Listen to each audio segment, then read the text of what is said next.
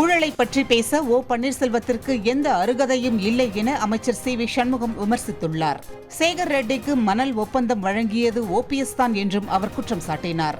ஆட்சியை குறை சொல்கின்ற இன்றைக்கு ஓபிஎஸ் அவர்கள் அவர் பொதுப்பணித்துறை அமைச்சராக இருந்து அவர் முதலமைச்சராக இருக்கின்ற போதுதான் இன்றைக்கு பல கோடி ரூபாயை சிபிஐயால் கைப்பற்றப்பட்டு கைது செய்யப்பட்டிருக்கின்ற அந்த சேகர் ரெட்டியை இந்த தமிழ்நாட்டுக்கு அறிமுகப்படுத்தி அவருக்கு இந்த மணல் வியாபாரத்தை செய்வதற்கு இவர் பொதுப்பணித்துறை அமைச்சராக இருக்கும்போது தான் அவருக்கு ஒப்பந்தத்தை கொடுத்து அதை மேற்பார்வையிட்டு நடைபெற்றது.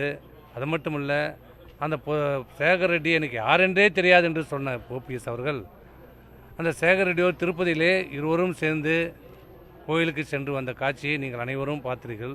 அப்படிப்பட்ட ஓபிஎஸ் அவர்களுக்கு ஊழலை பற்றி பேசுவதற்கு எந்த அருகதையும் இல்லை என்பதை தெரிவித்துக் கொள்கிறேன்.